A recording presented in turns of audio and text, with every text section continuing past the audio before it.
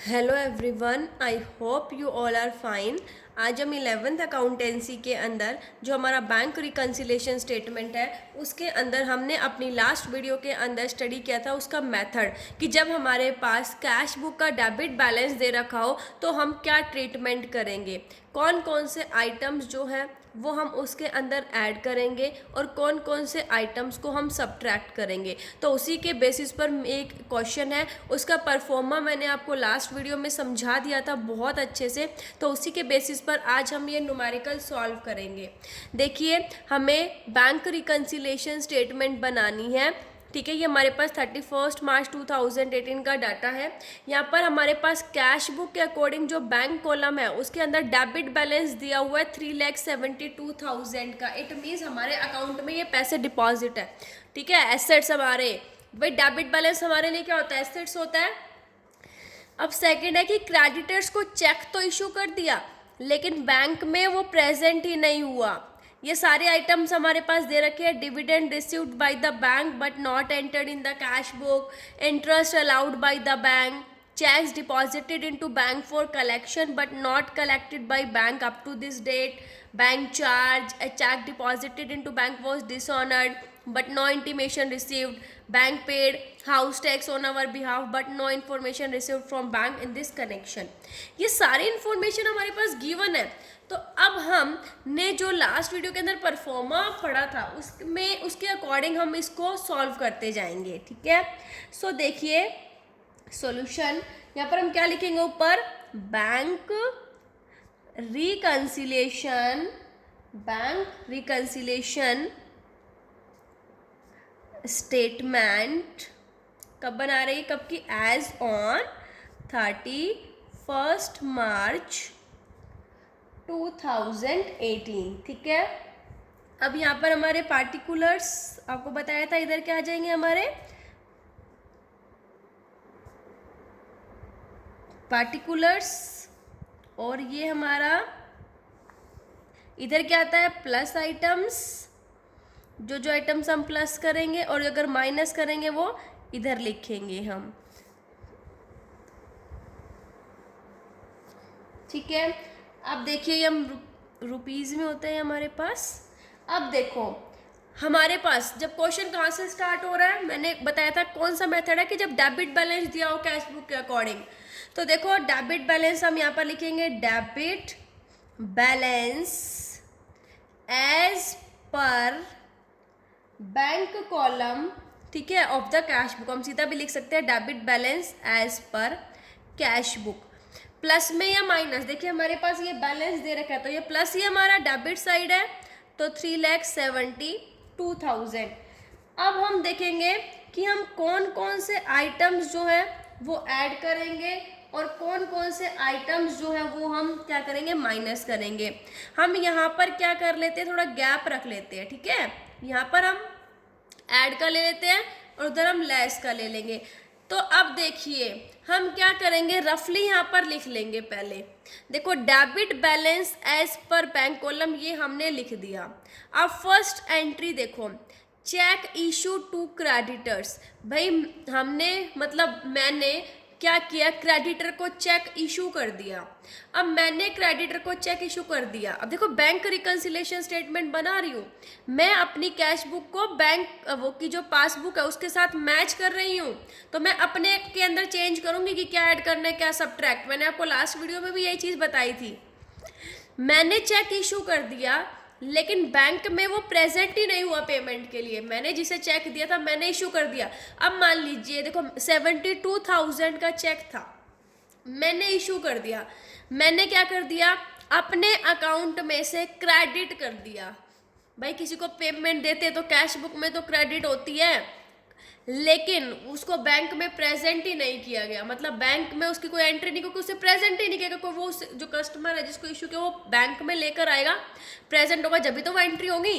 तो बैंक ने अभी कोई एंट्री नहीं है, पासबुक हमारी वैसी की वैसी है, लेकिन कैश बुक में मैंने क्या कर दिया, माइनस कर दिया पहले ही। तो अब क्या होगा वो आइटम, भाई क्या होगा वो आइटम ऐड होगा ना। हम यहाँ पर लिख लेंगे फिर हम नीचे सारा सॉल्व कर लेंगे, ठीक है। तो यहाँ पर क्या होगा, हमारा ऐड होगा ये आइटम हमारा। सो देखिए अब ये आइटम हमारा ऐड होगा तो हम लिख लेंगे यहाँ पर cheques issued to creditors but not yet presented to bank for payment। आप पहले यहाँ पर सॉल्व भी कर सकते हैं कौन सा प्लस होगा कौन सा माइनस होगा, या फिर आप यहाँ पर ये ऐड का और थोड़ा गैप लेके नीचे लेस का कर दीजिए कॉलम।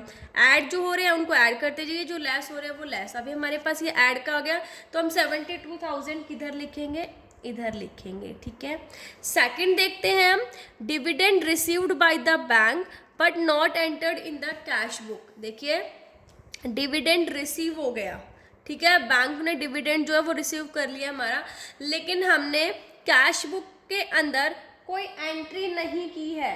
अब देखिए हमने कैश बुक के अंदर कोई एंट्री नहीं की, डिविडेंड रिसीव हो गया मतलब पासबुक के अंदर एंट्री कर दी बैंक ने, वो पैसा जो है वो जो हमने अभी तक कोई एंट्री नहीं की, मतलब मेरा भाई मुझे 200 रुपये मिल गए, मेरी पासबुक में तो हो गई उसकी एंट्री, ठीक है, लेकिन मैंने अपनी कैश बुक में नहीं की, तो 200 रुपये मेरे को मिले हैं, मेरे डिविडेंड रिसीव हुए, तो हम क्या करेंगे, उनको ऐड करेंगे ना, तो ये भी क्या हो जाएंगे, ऐड हो जाएंगे। तो यहाँ पर हम लिख लेते हैं, ठीक है, फर्स्ट हमारा ये हो गया ऐड का, सेकेंड क्या हो जाएगा हमारा, dividend received by the bank but not entered in cash book। Cash book के अंदर एंटर नहीं हुआ तो अब कैश बुक के अंदर हम एंटर कर लेंगे, उसको ऐड कर लेंगे, कितना, 5,000 रुपीज़ का। नेक्स्ट है interest allowed by the bank. भाई इंटरेस्ट अलाउड किया बैंक ने, ठीक है, interest allowed by bank, bank ने हमको इंटरेस्ट दिया, ठीक है, लेकिन हमने उसको कैश बुक के अंदर एंटर ही नहीं किया है, हमने एंटर नहीं किया, तो अब हम क्या कर लेंगे, उसको कैश बुक के अंदर एंटर कर लेंगे। भाई मुझे इंटरेस्ट मिला है, ठीक है, मेरे पैसों के ऊपर, मैंने तो उसकी कोई एंट्री नहीं की है, तो अब हम क्या कर लेंगे, उसको ऐड कर लेंगे, ठीक है, क्या कर देंगे, हम उसको ऐड कर देंगे। सो यहाँ पर हम थर्ड ऐड कर देंगे, क्या, इंटरेस्ट अलाउड बाई बैंक, जो कि हमने कैश बुक में एंटर्ड ही नहीं किया, not entered in cash book, enter नहीं किया तो उसको हम एंटर कर लेंगे, कितना, 1250, ठीक है, 1250 रुपीज़ का जो हमने एंटर नहीं की है एंट्री। सो ये हमारा हो गया। अब नेक्स्ट एंट्री है, cheques deposited into bank for collection but not collected by bank up to this date. देखिए चेक जो है वो बैंक में डिपॉजिट करवा दिया हमने कलेक्शन के लिए, लेकिन इस डेट तक वो बैंक में चेक कलेक्ट ही नहीं हुआ। मतलब अब क्या हुआ कि मैंने जो है ना, भाई मेरे को चेक मिला, मैं डिपॉजिट करवा दिया बैंक में, तो मेरे को अगर मान लीजिए कितने का चेक है, ये 15,400 का चेक है, भाई मैंने क्या कर लिया, अपने अकाउंट में डेबिट कर दिया, इसको डेबिट कर दिया, तो अब मैं क्या करूँगी, अभी तो बैंक में उसको कलेक्ट ही नहीं हुआ उस तारीख तक, तो ठीक है, तो अब मैंने तो पहले ही ऐड कर दिया, तो अब मैं क्या कर दूंगी, उसको लेस, यहाँ पर क्या हो जाएगा, ये लेस, तो हम यहाँ पर लेस का कॉलम जो है वो बना लेंगे। लेस में फर्स्ट हम लिखेंगे checks deposited into bank for collection but not collected by bank up to this date। हम लेस करेंगे ना, तो हम किधर लिखेंगे इसको, 15,400 को इधर लिखेंगे माइनस आइटम्स में, ठीक है। नेक्स्ट एंट्री है हमारी, देखिए बैंक चार्जेस, ठीक है, बैंक ने चार्ज लिए, हमें जो बैंक फैसिलिटी प्रोवाइड करता है वो चार्ज लेता है, लेकिन हमने अपने अकाउंट में क्या नहीं किया, उसको हमने अपने अकाउंट में, हमें पता ही नहीं कि बैंक ने पैसे काट लिए, ठीक है, हमने क्रेडिट ही नहीं किया, तो हम क्या कर देंगे, उसको अब अपने अकाउंट में से लेस कर देंगे। सो सेकंड क्या हो जाएगा हमारे, बैंक चार्जेस, जो कि हमने कैश बुक में एंटर ही नहीं किया था, बैंक चार्जेस नॉट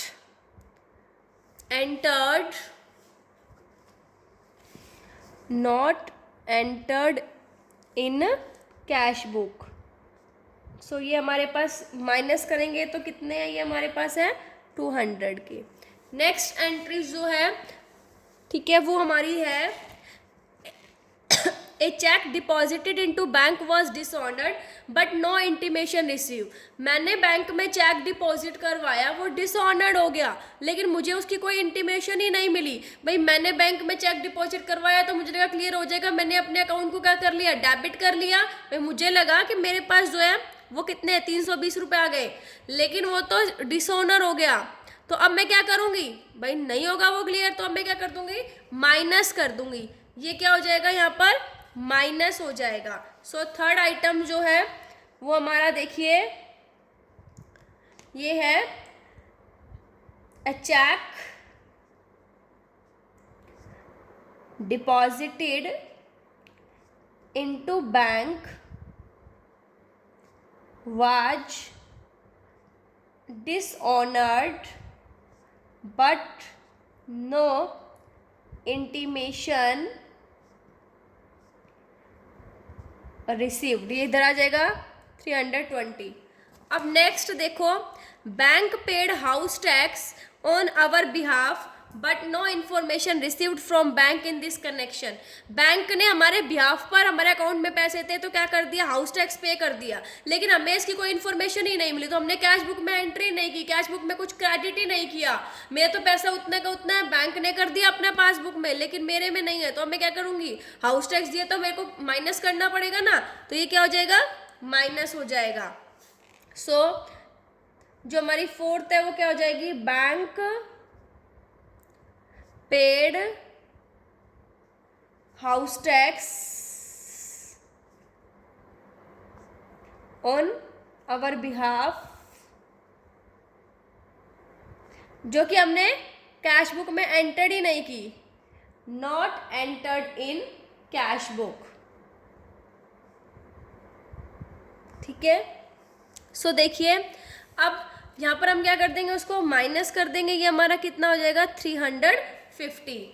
हमने ये हमारी एंट्रीज हो गई सारी की सारी। अब देखिए लास्ट में जो बैलेंस आता है, अब देखेंगे हम इसका बैलेंस, जो हमारा प्लस आइटम्स है और नेगेटिव।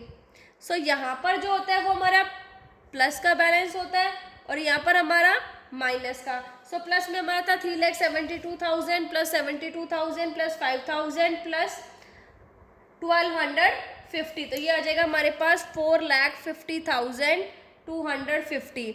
और माइनस का जब हम करेंगे तो माइनस में एक एंट्री हमारे पास ये भी है ना 15,400 की, और 200 प्लस 320 प्लस 350 आ जाएगा 16,270। तो इनका जो बीच का डिफरेंस है वो क्या मैंने बताया था, जब डेबिट बैलेंस से स्टार्ट हो रहा है कैश बुक, तो वो किसके इक्वल आता है, क्रेडिट बैलेंस।